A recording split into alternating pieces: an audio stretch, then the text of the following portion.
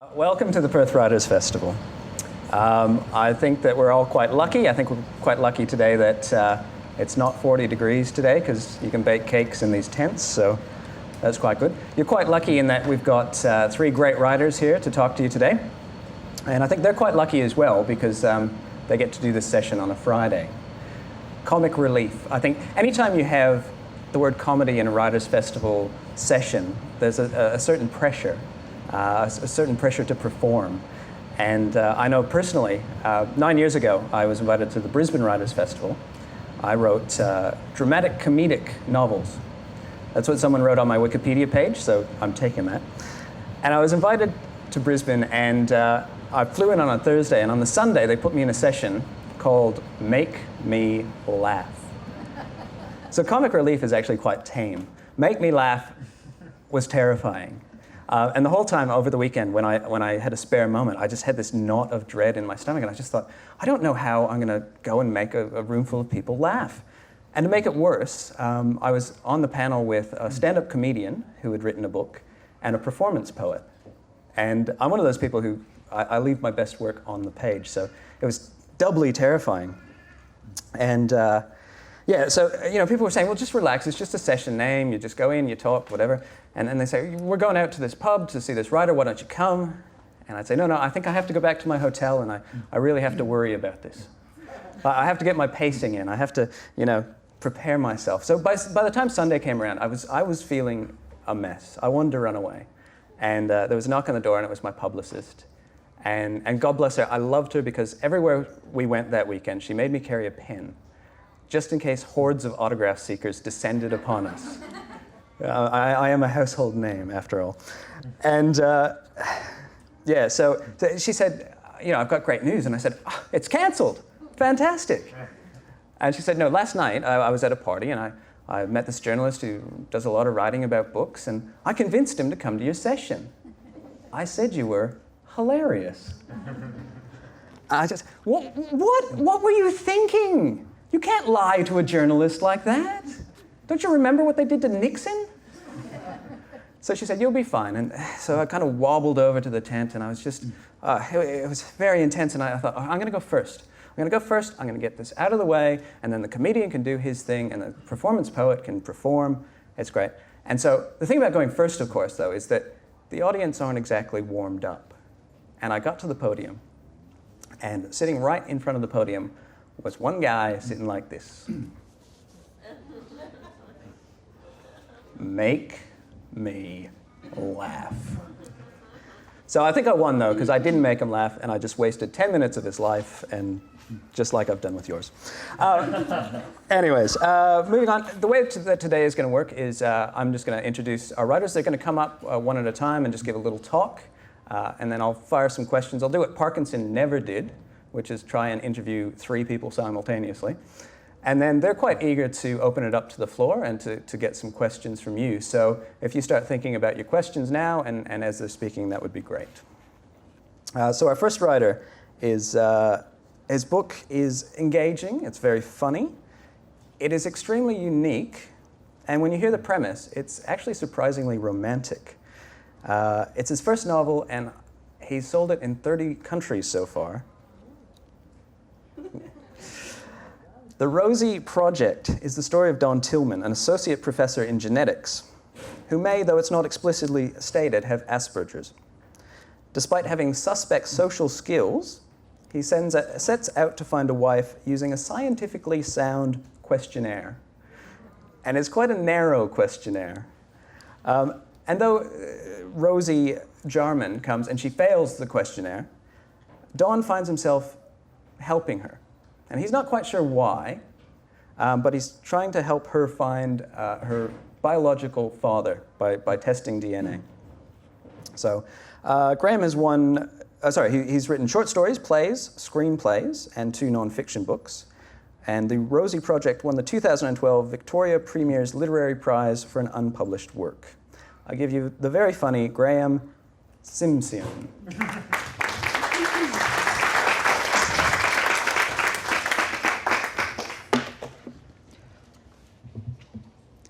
My final non-internet option was speed dating, an approach I had not previously tried. The venue was a function room in a hotel. At my insistence, the convener disclosed the actual start time, and I waited in the bar to avoid aimless interaction until then. When I returned, I took the last remaining seat at a long table opposite a person labelled Francis, aged approximately 50, body mass index approximately 28, not conventionally attractive.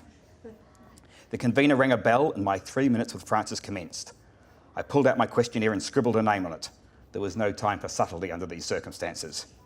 I've sequenced the questions for maximum speed of elimination, I explained. I believe I can eliminate most women in less than 40 seconds. Then you can choose a topic of discussion for the remaining time. But then it won't matter, said Francis. I'll have been eliminated. Only as a potential partner. We may still be able to have an interesting discussion. But I'll have been eliminated. I nodded. Do you smoke? Occasionally, she said. I put the questionnaire away. Okay. Funny? I hope so. Laugh out loud funny? I really hope so, because that is the premise of the Rosie Project. It's not the best written book in the world. It's not the most evocative book or the most intelligent book. But the reason that people are buying it and the reason that we've sold it in 34 countries is because it is laugh out loud funny. So that's its claim to fame. And let me say, effortlessly funny. Now, why do I say effortlessly funny? Because Benjamin tweeted last night, he said, reading the Rosie Project on the plane, I think it was the night before, effortlessly funny. I thought, what a lovely thing to say about my book. And I was reading Geisha, which is Ben's latest book, and I thought, what can I say? And I had had a few drinks, but I sort of sat back and I thought for at least 10 minutes and finally tweeted, Geisha, really enjoying that too, effortlessly funny. So I managed to plagiarise his tweet. But you know what? There's some truth in this. The best humour, the humour that really works, somehow is effortlessly funny. Now, what you're expecting me to say at this point is, oh yes, it may look effortless, but behind that is sweat and blood and hard work and adherence to comedic principles and da-da-da-da-da-da-da-da. I'm about to do a comedic reversal. It was effortless to write the Rosie Project, to make it funny anyway. The Rosie Project happened over 6 years. It started off as a completely different story. We're still with the main character, Don Tillman, but it went through all sorts of changes. To be honest, it was agonisingly hard. I had to learn to write, and I'd never done fiction writing before. I had to learn to write screenwriting. I eventually had to learn to write as a novelist. I had to deal with character problems. I had to deal with plot problems, with inconsistencies, with just not being by any means a master of language, learning all those things. But you know what? It was always funny. Right from the very first story that I wrote in the first class I attended at school to give Don a workout, I put it on the table and people laughed. All the way through, I would delete scenes. I always knew I could write a new scene. I could change the plot because whatever I wrote, it would be funny. It was never, ever a problem. Even when I threw the whole thing in the bin, and the only thing I pulled out was Don himself and turned him from a physicist into a geneticist, and his evil, philandering sidekick, Jean. That's all I really kept, and a few early scenes. Even with a complete change of cast, it was still effortlessly funny. No problems at all. And even as we went through the edit with my fabulous editors at Text, Ali Arnold would not say to me, you need to make that scene funny. She'd just say, that's hilarious, stretch it out. Or that's not quite so funny, can we shorten it a bit? But the funny came absolutely easily. So, why did it come absolutely easily? Well, I can tell you the secret. The secret is Don Tillman, the main character, because when I threw the whole thing in the bin and pulled it out, really the only things I kept were Don and his sidekick. And I once wrote a short story just about his sidekick. And it was amusing, I guess, and it got published, but it wasn't by any means laugh out loud funny. So the continuous thing all the time was Don Tillman. So that's the good news. If you've got a great character, if you stumble on a great character, like Don Tillman, it's effortless to write funny. And the bad news is, it is so hard to find a character like Don Tillman. And when I submitted my second manuscript to Text, And I had Michael Hayward, the boss, on the phone, and he's saying to me, Graeme, yeah, look, we like it, there's good things in here, and it's, but it's not laugh out loud funny.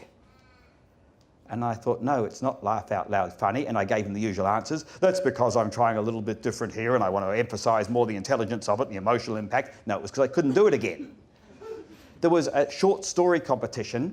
I regularly enter the Stringy Bark short story competitions. I got almost 100% record getting my short stories published. They're on different themes. Up came the humour one. Here's the guy who's written the book that everybody's saying is laugh out loud funny. I couldn't write something funny enough to enter. I was in a writers group for a year, and 5 of us sat around, 2 stand-up comedians, my friend Steve Mitchell, who has 2 films in the 2 Tropfest finalists, comedies, in the last 2 years. And you know what? I don't think anybody laughed all year. We were all struggling to be funny, and we just never hit on it. So you go back and you look at the whole thing and you say, yes, if you get the right character, if you stumble on the right character, then you can be funny. But stumbling on the right character is incredibly hard. And the evidence, let me just throw up a few bits of evidence. One bit of evidence is that very few writers ever have 2 really funny characters. Actually, a lot of funny writing is non-fiction.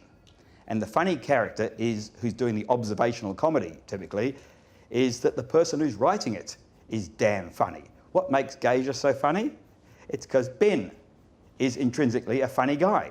And we've all met people who try to do comedy who are not intrinsically funny people, and you just know it isn't going to happen, is it? It just isn't going to happen. So a lot of it is that the character is intrinsically funny, or so you find they've only got one. I think of John Mortimer, for example. And remember Rumpole of the Bailey?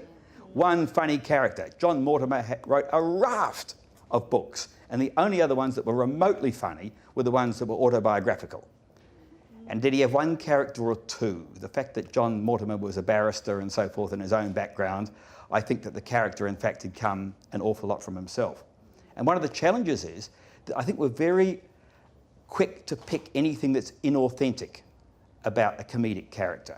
And it doesn't mean they can't stretch somebody, but it's got to be stretched in a very authentic direction that maintains its integrity. And I think very often that comedic character that somebody manages to come up with is themselves with a heap of stretch on it. Or someone they've known for 30 or 40 years, as the character who inspired the Rosie Project was someone I've known for 30 years. I've heard him every time I go jogging at me in my ear, and I took him and I stretched him and I added a bit of me, but it was still always that sort of character. Or let me talk about sitcoms, because that's the humour I grew up with, and that's honestly the humour that is in many ways reflected in the Rosie Project. Think of degree of difficulty in a sitcom. Write an episode of an existing sitcom with a main character. You know, take Maxwell Smart out of Get Smart and it's nothing. Yeah? Write an episode of Get Smart. You know what?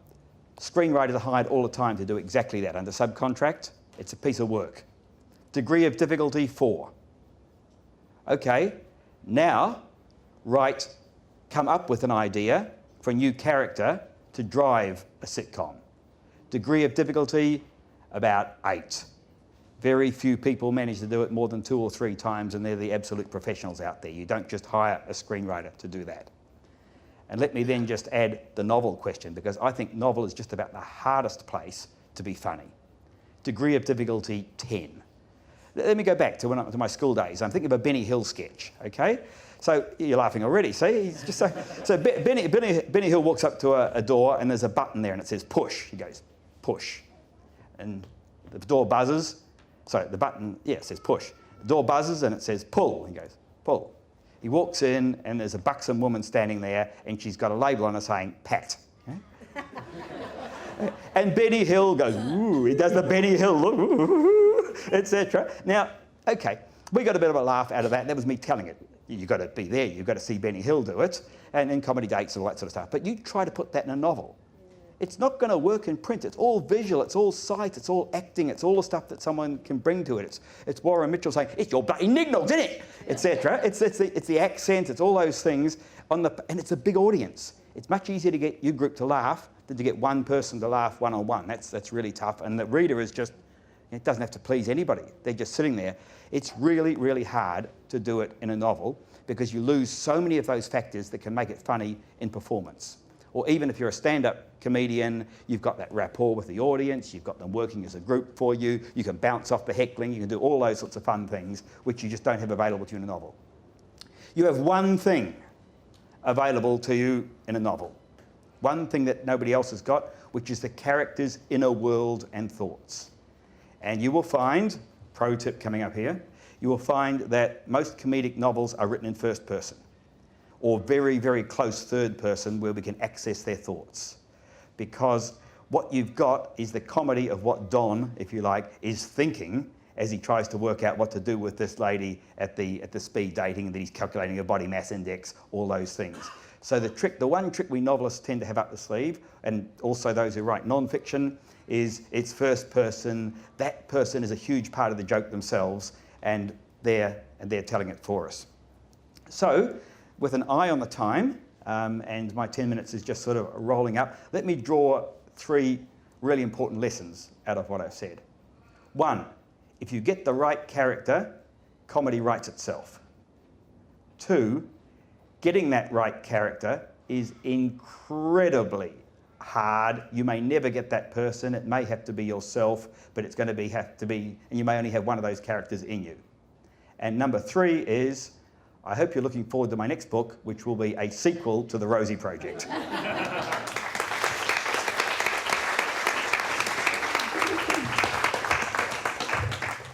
I don't know if anyone noticed, but between my introduction and him getting up, he sold to 4 more countries. You'll probably recognize our next writer from her wedding photos in Women's Day. It happens. She's the author of 3 novels, a beauty Bible, and a dating guide written with her partner Hamish Blake called Textbook Romance.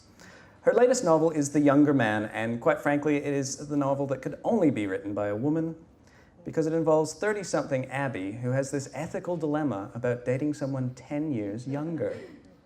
Guys, help me. Zoe takes us to parties, she takes us to Italy, she takes us to countless cafes, and she chronicles Abby's life as it does what everyone's life does from time to time, which is to just slowly slide out of focus. It's a funny book, it's chatty, it's The Younger Man, and I give you the very funny Zoe Foster. Look around the back. I do not trust myself with cords and microphones and high heels. Hello, everybody. My name is Zoe Foster, and I first want to say how thrilled I am to be here today at the Perth Writers Festival, and most of all to be considered a comic writer, when really I'm just a simple girl from the Southern Highlands of New South Wales, and all I ever wanted to do was write books that people would enjoy and would eventually be turned into multi-million-dollar franchises starring Jennifer Lawrence or Robert Pattinson, but it has not happened yet. My latest book, which came out last year, is called The Younger Man, which, as you can tell from the cover you just saw, its pink cover and swirly writing is obviously a dissertation on the state of gang warfare in New Mexico. Only it's not, it's definitely not, it's chick lit, which is a term that I am half vehemently opposed to and half completely fine with and half just pretty ambivalent about. The outrage is a fairly new development, and it was brought on by a discussion I had with a writer in the chick lit genre about what an offensive term chick lit is. It should be called first person commercial women's fiction, she said, which I do agree with, and when I can get my mouth around it, I do call it that, but I'm just a sucker for snappy titles that rhyme, so I usually roll with chick lit. Unless I'm talking to my poppy, in which case it's my love stories.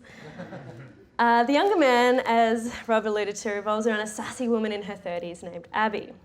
Abby is a glamorous, independent, small business owner with the exact amount of wisecracking friends that won't confuse the reader, and a handsome, witty lover that is 10 years her junior that is great at text. I said text, you heathens.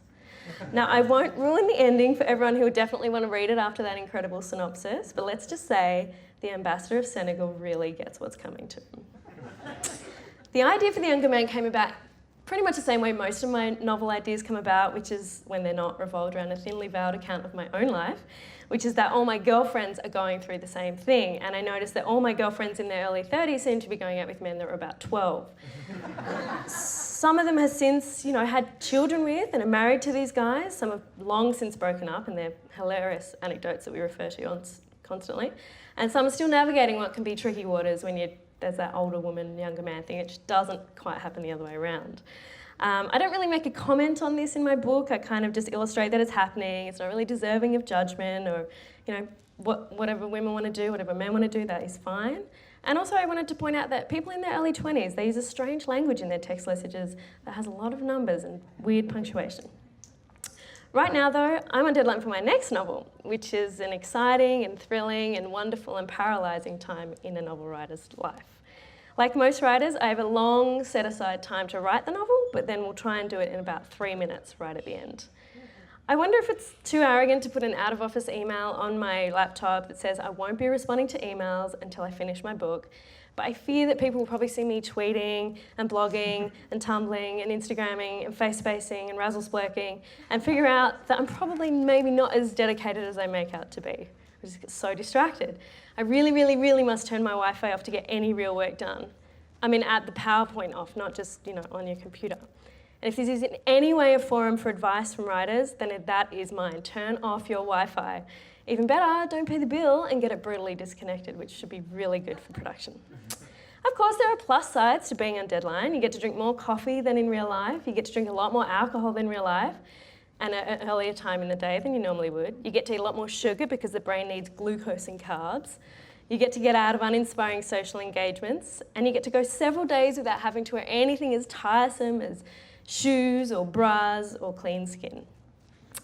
As well as writing fiction, I also write non-fiction books, and I'm a columnist and blogger, which, thanks to the large number of gorgeous, selfie-loving fashion bloggers, have finally been recognised as an acceptable form of communication. God bless bloggers and their questionable stance on sponsorship transparency. I write on many, many different topics. As a beauty editor, I write on hair, skin, care, makeup, things like nail polish. In my role as a relationship columnist for Cosmopolitan magazine, I write about breakups and love and dating. And in my role as a columnist for the Sunday Supplement magazine starting in 2 weeks, I write about sloths wearing fetching headwear. Could be anything. For me, the topic is less important than what I'm actually trying to say. For me, the topic of what I write is less important than the writing itself, and having fun with it, and toying with the reader, and making myself giggle, enjoying myself as I go. That's what I really love most about my writing. I think that maybe the fact that I write on so many sort of non-aligned subjects is probably my proof. I would literally write about tapestry or lawnmowers, and it's happened, just so long as I had to make it zingy. I got to play with it. In fact, the more dry the subject, the more of a challenge it is for me to light it up. And as someone who writes about ingrown hairs, blackheads, and bacne, I find it imperative to inject fun and fizz into my copy, partly to keep things interesting for me, the selfish scribe, but also to stop the reader from wanting to put down the magazine or the book and change websites. I do obviously consider my content to be important. How else will women know which mascara to buy? Or, in the case of a novel, what is she feeling, thinking every second of every day about everything in her life? God, it's so taxing.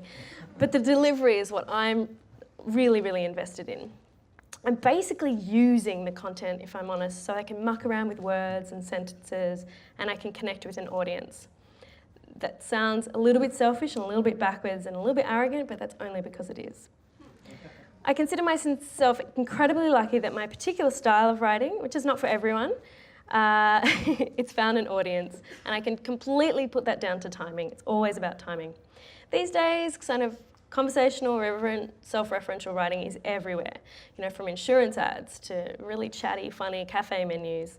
But when I started in mags back in 2002, it wasn't nearly as ubiquitous. And I can't be more thankful for that, because it allowed me to stand out and cement myself as having a different voice at a time when not many did.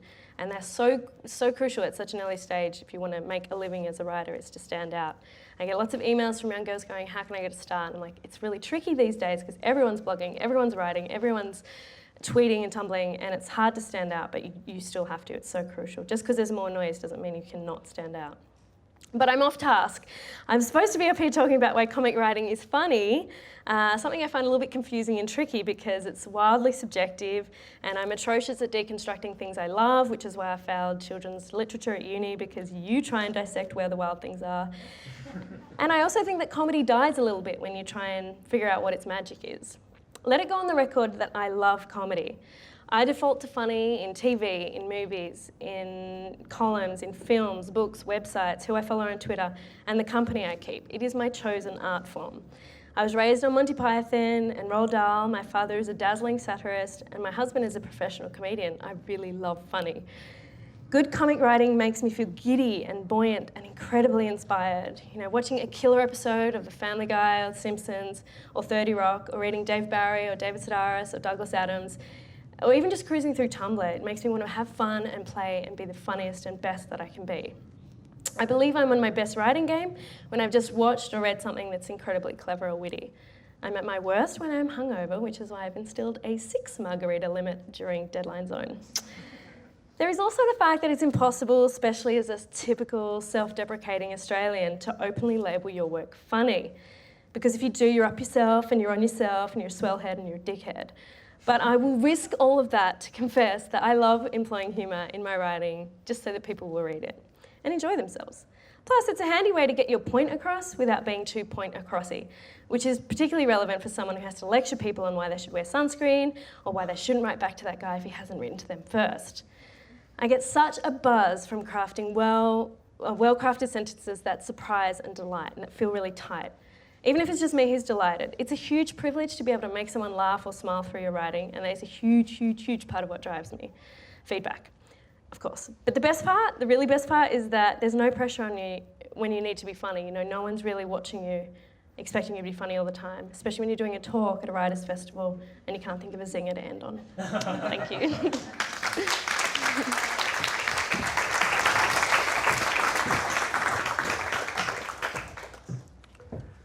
And our third writer was born in Queensland to Hong Kong migrants. Benjamin Law is the author of The Family Law, which chronicles his interesting family, including a Chinese father who won't wear made-in-China underpants, and a mother who deliberately exploits broken English in order to get away with crude and shocking remarks.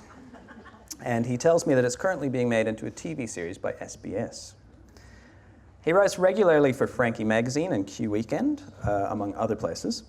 And his most recent book is Gasia, an odyssey into what it's like to be gay in 7 countries in Asia. And I have to say about this book, well, at times it is very funny. It's an intriguing and quite a confronting book that opens up worlds that I know that I would never encounter. And I think that its strength is, like any good travel writer, you read it and you think, I could go on holiday with Ben. I could go with Benjamin. We could go to that place together. I wouldn't stay in the same hotel in Indonesia, but I'd like to go on holiday with him. I'll give you the very funny Benjamin Law. Just to clear it up, the reason why we're not going together to this particular Balinese resort is because it is a gay nudist resort. Although I might be able to convince you later. I haven't prepared a speech, so I hope you're ready for something a bit loose, a bit floppy. That's not the best pickup line. I just want to put it out there, but I just want to get you guys braced for what I'm about to talk about. Before we came here, we all talked about the fact that we sort of loathe comedy panels because it sort of signposts that we are funny and we're here to make you laugh. Recently, I caught a bus with someone who recognised me at the bus stop. Just to give you some background, I was awake the night before till very early hours of the morning, and I had a deadline, so I was extremely tired. I had to catch an early bus out to do some work at another thing. So the last person I wanted to see was this man I didn't recognise who waved at me like this. I hadn't seen him before, I didn't know who he was, but obviously he recognised me from somewhere. I write a weekly column for News Limited in Queensland, and so my face is there every week, relentlessly. So sometimes people pick up that, you're that Asian, and sometimes I say no, that's very racist, but other times I say yes. And this man, we caught the bus together, and I mean, I was very tired, as I said, but I thought, well, this is someone who reads my work and enjoys my stuff, and I'm very appreciative that we get to have this exchange. We kept talking, put a few jokes into my remarks to him, and then he finally got off and he's like, look, it was really nice meeting you. You're not as funny in real life, but it was great to meet you. I just wanted to give him the finger. This is the thing, you're expected to be funny all the time. And even in your writing, when you're writing something funny, I mean, I used to teach non-fiction writing at university, and the structure of the course was that it was broken down into genres week by week. So one week you'd have, investigative feature writing, you'd have food writing, you'd have all sorts of stuff, op-eds, whatever. One week would be humour writing, and it was the most shattering week for all the students. Because what I had to tell them at the start was, you will fail. And this isn't me being an awful person. Even when you succeed in humour writing, you fail because you haven't done what you set out to do. You haven't made every single reader laugh, because this is actually impossible. This is completely impossible. But it's a good thing to keep in mind if you are a humour writer, because if you make a few people laugh, fantastic. If you make the majority of people laugh, you're doing your job. You're not going to make everyone laugh. Just to give you some background in terms of what I do. So I write books, I also write columns, I write for magazines as well.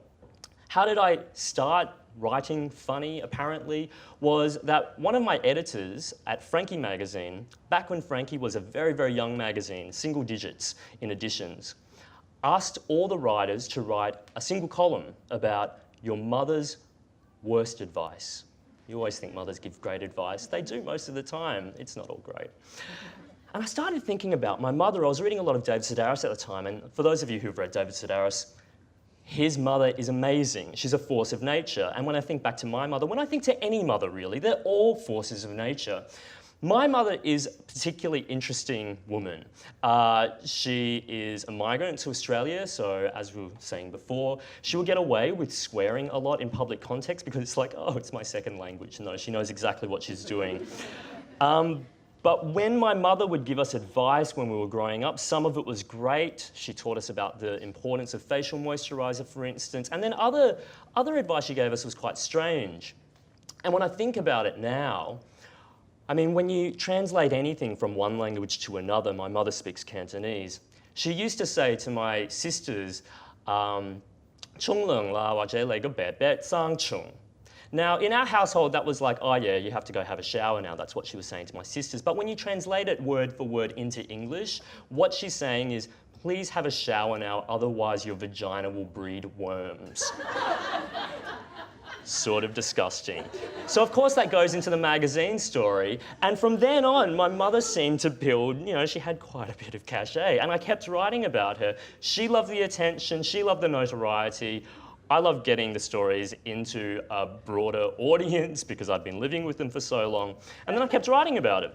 There was an anthology called out for a book called Growing Up Asian in Australia, and I was thinking, for such a long time I've been writing about my mum and my family, but this gave me an opportunity to write about my experiences growing up with them and about them in a much longer sort of word count.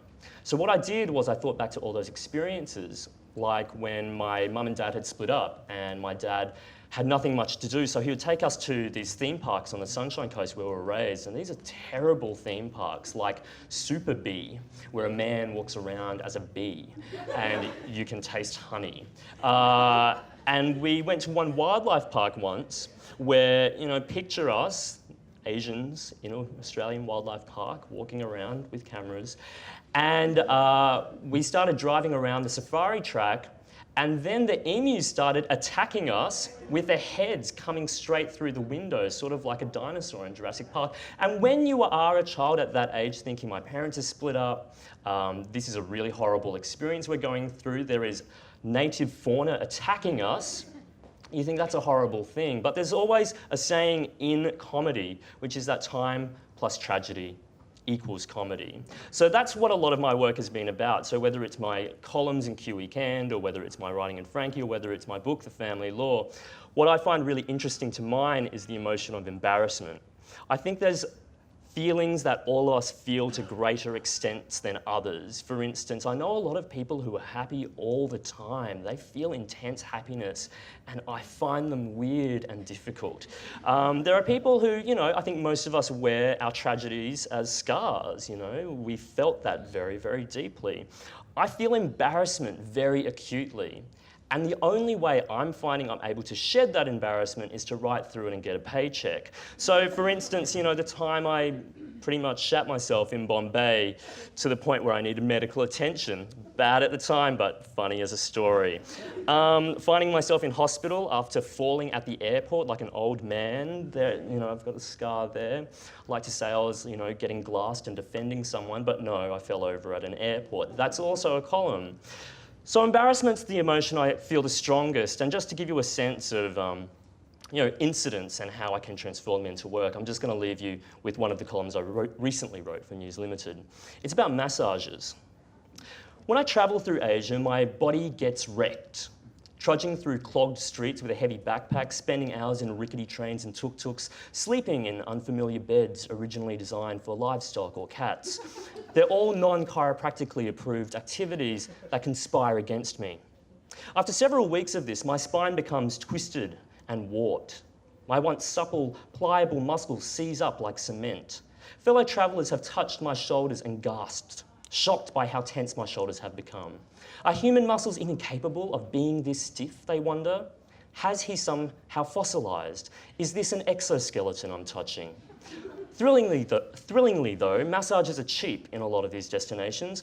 If you're adventurous, most Asian cultures have their own traditional massages waiting to be sampled. In Japan, you can get pummeled with a shiatsu before stewing your muscles away in an onsen or sento. In Thailand, massage therapists climb onto your back and contort your skeleton until every last bone and joint has popped with sweet relief. In China, the massages involved sour-faced trunchbull-like women prodding and kneading and pinching you all over with sadistic delight until you're weeping from pain. In any other context, this would constitute physical abuse, except here you're paying for it and there is somehow even more bruising by the end. Right now, I'm in India where Ayurvedic massages are on offer. Yesterday in the massage suite, an elderly Indian gentleman gruffly told me to strip before helpfully tying a loincloth onto my naked body. The loincloth was sort of like a G-string, except made with flimsy, barely there fabric that resembled offcuts from the Shroud of Turin. After I lay down, he enthusiastically marinated me in oil like a giant turkey, with swift and violent outward strokes that suggested the preparation of a giant pizza base. As the strokes intensified, the inevitable happened. The loincloth snapped right off and went flying across the room. The man shrugged and continued, and I felt deeply violated. And needless to say, I'll probably get another one. Thank you.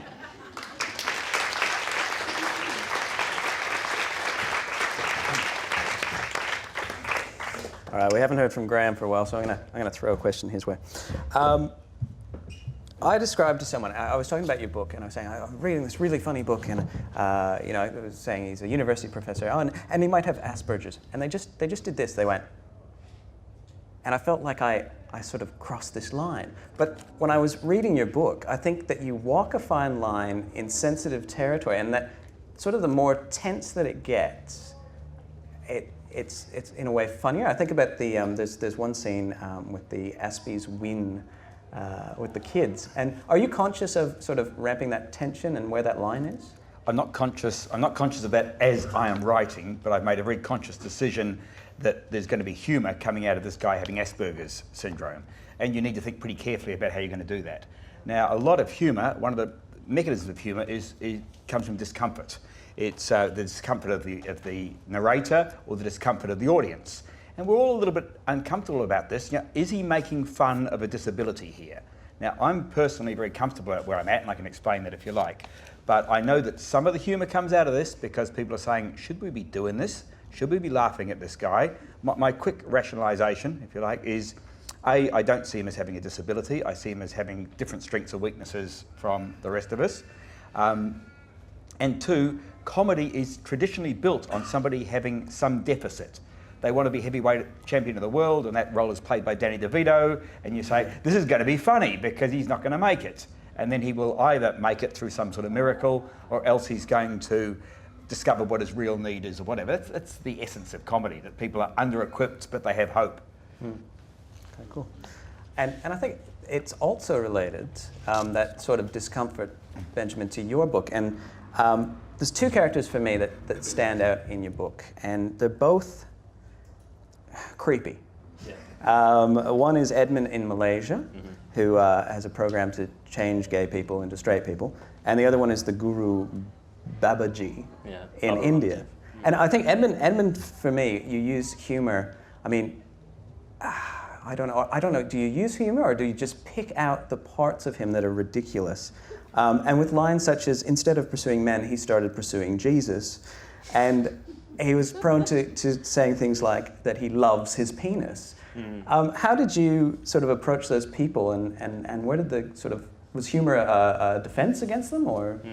So the two people that you pull out of the book are specifically interesting because they've both got the same agenda in one way. Even though one's in Malaysia, one's in India, they both want you to pray the gay away. They believe that through the power of Christ or Allah or whoever, or through yoga, apparently it's just tight hamstrings, that through that you will be able to expunge your homosexuality from yourself. And of course, being a gay person myself, I find that whole idea so inherently horrible, but also ridiculous. And with ridiculousness comes humour as well. And so when I went to Pastor Edmund's church, which is in Malacca in Malaysia, and sat in on his church service, well, first of all, I mean, I'm walking into the middle of a hymn, but the hymn is a medley of hymns. So it goes on forever and ever and ever. I mean, I went to a Lutheran school and no hymns went for that long.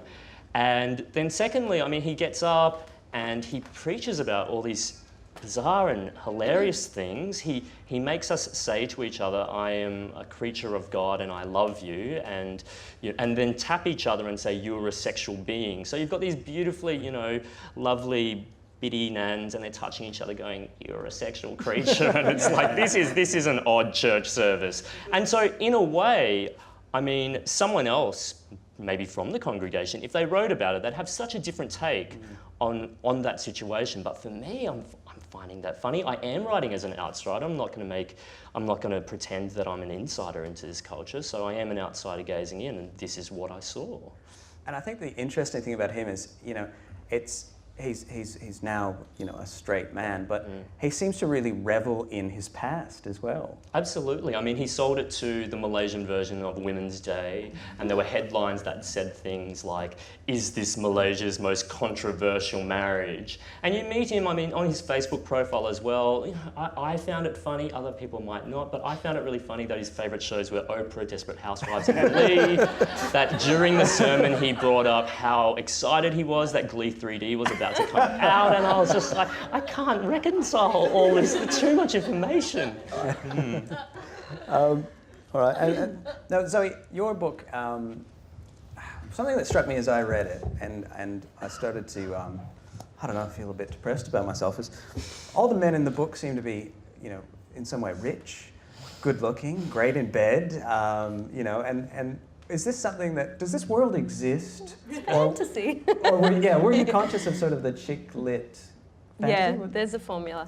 Yeah. 100%. I think I struggle a little bit creating the male love interest in these books, because all I really have is my own experience about who I found attractive, and all my male protagonists tend to be quite witty and sharp, and it's all coming from my head, obviously. Like, you forget that your characters are actually all you.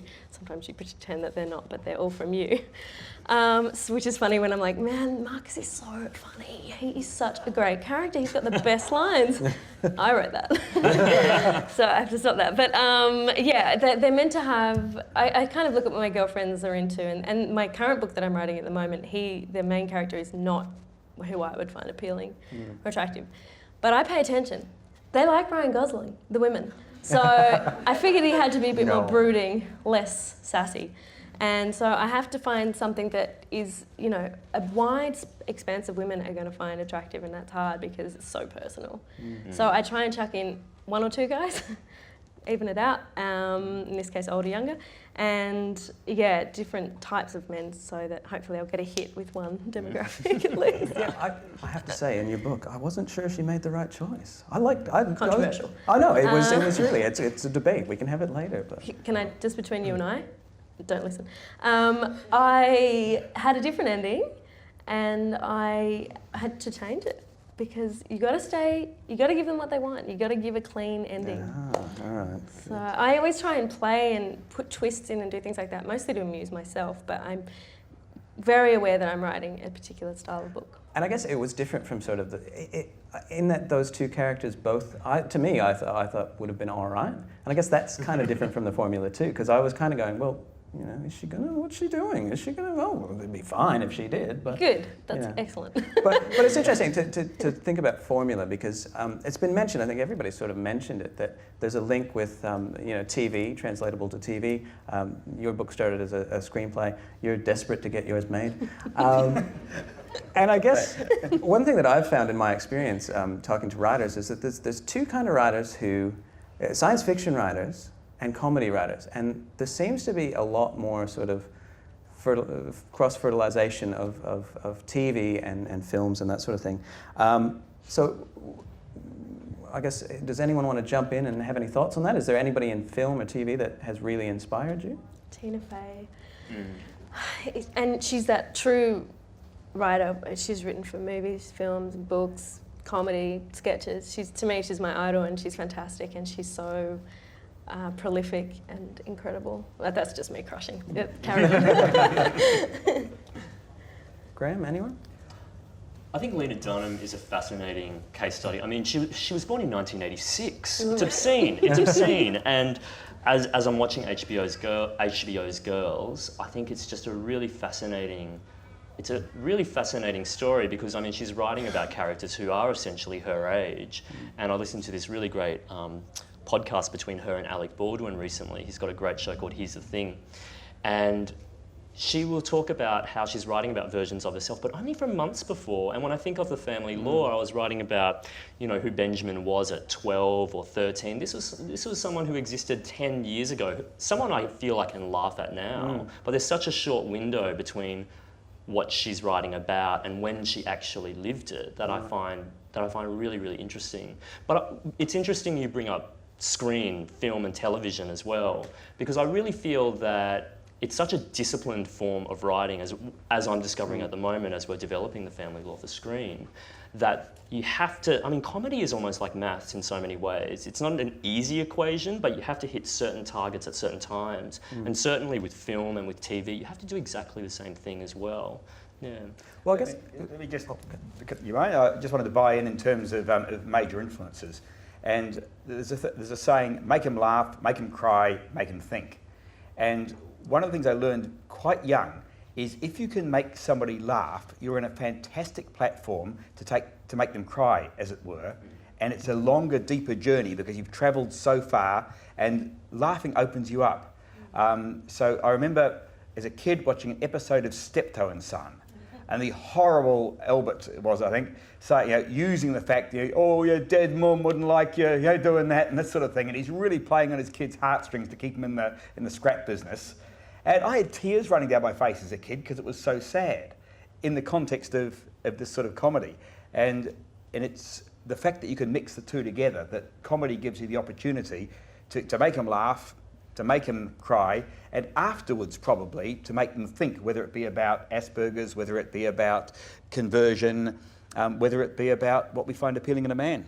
And I guess what I find interesting about your book is I have read novels that have started out as screenplays, because I think novels are hard to sell, but they're easier to sell than screenplays. And I actually tried to do it once, and I wrote a screenplay, and then I tried to adapt it back into a novel, and what I found is it didn't work. And yours is actually the first book that I've encountered where it does work. And I think what often happens is that you sort of go from a lean, dialogue-driven visual medium into this thing, and I felt like I was trying to pad out my characters and trying to pad out their world and their thoughts and their reflections. How did you find that transition?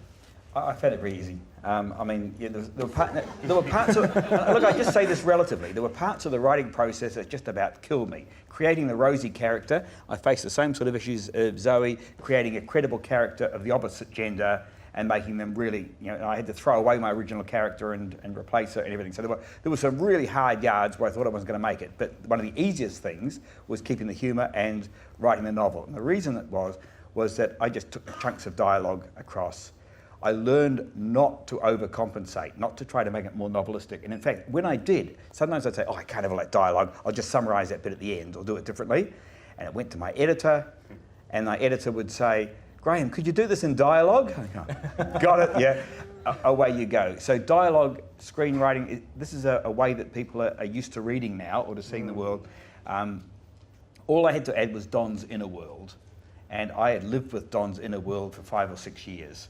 So I knew what he was thinking and I just put it on the page, but I tried to keep it brief. Yeah, I guess living with that character is, I mean, that makes it easier because you kind of just go back to them. And I think, I mean, are you doing a sequel?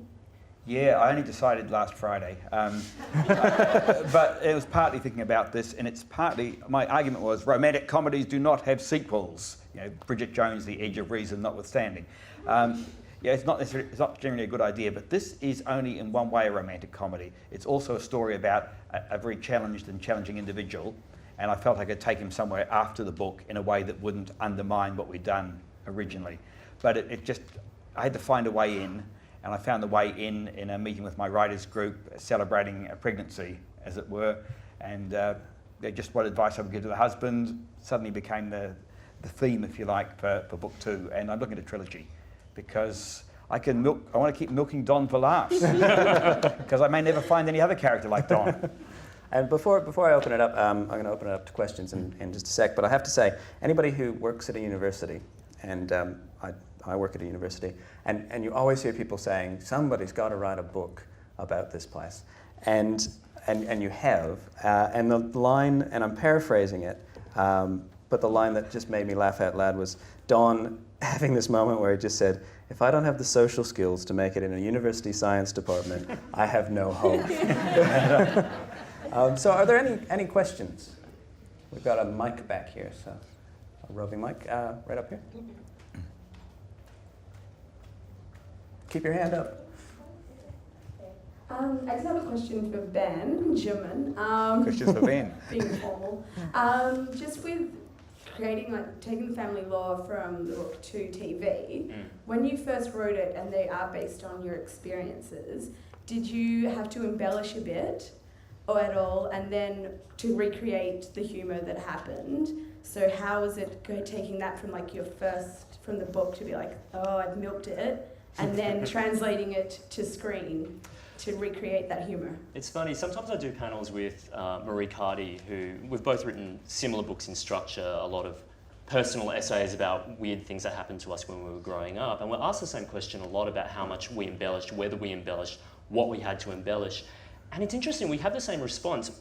Everything that's in our books, and I can definitely say this for mine, is true. Like, it all happened. Anything that's there is exaggeration for the sake of a joke, and it's pretty much flagged as exaggeration, but everything else is right. I mean, I wasn't 12 years old carrying around a dictaphone, so all of the direct quotes are probably manufactured, but everything else in there is a true account of what happened.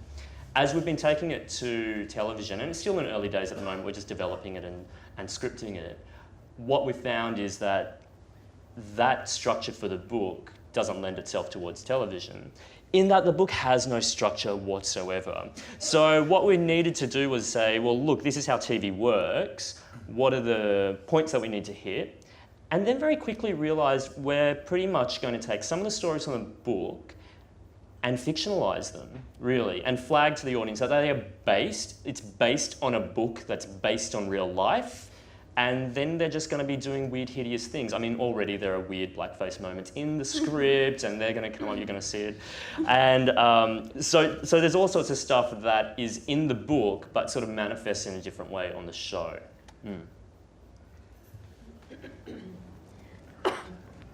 It's not, while we're waiting for the question, it's not so much that you mess with the facts, it's that you're selective and you choose the way you tell the story. It's not the story, it's how you tell it. My question is for Zoe. I'm wondering, you said that you wrote a lot from your own experience, the experiences of your girlfriends, and it kind of follows on from the last question. But does it ever cost you any mates? No, because I'm really popular. No, because they're different worlds. So my first novel was about being a beauty editor at a magazine. I was a beauty editor at a magazine, so I just kind of took bits. But my father, who writes fiction, he taught me a very valuable rule and tool, which is that to write your characters as they are in real life, and then at the end change one really obvious thing about them. So I have a girlfriend that would never wear jeans, ever. The girl in the book wears jeans constantly, has 100 pairs. And I actually got an email from this girl going, love that character, babe, she's amazing. You don't even know. So a lot of them are amalgamations, but I'm running out of good characters, definitely. Like, I'm starting to get into a different friendship group, just stealing their anecdotes and stories, drawing them out. Gotta be shifty though.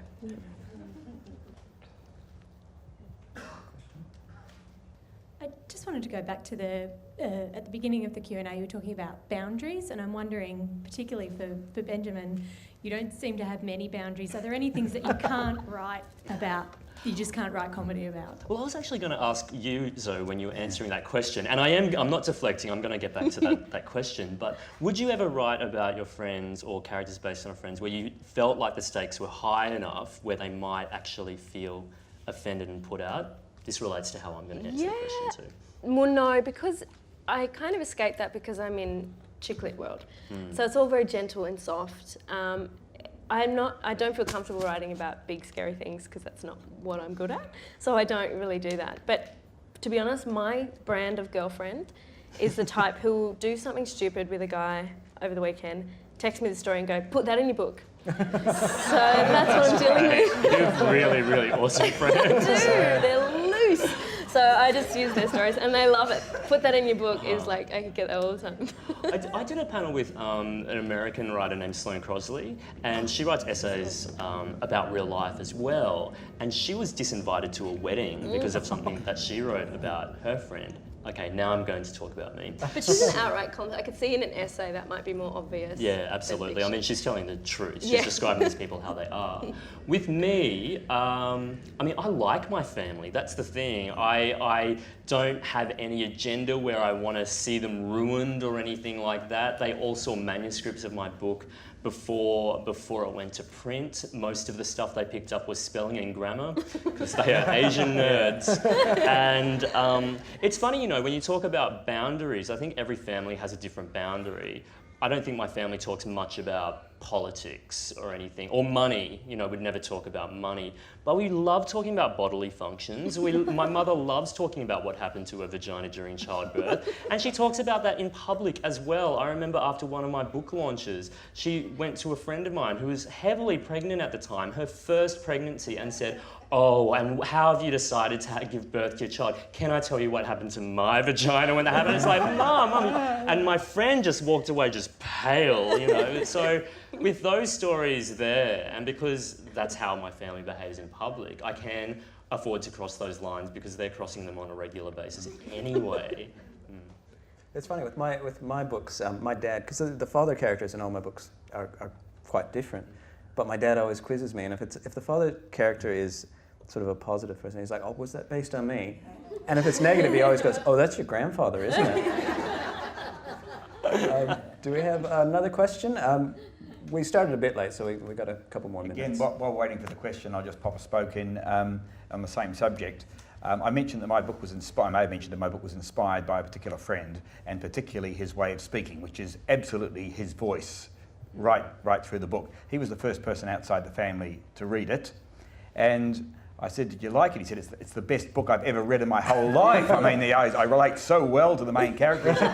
He said, I'm just not sure anybody other than you and me is going to get it. I've actually been told that we are out of time. Is that correct? Okay, so we are out of time. There's a prayer that I used to say when I was a writer on these panels, and it was, please God, let someone buy my book. So our writers are going to go to the signing tent. I encourage you to buy all of their books and get them signed and have a chat. So thanks very much for coming.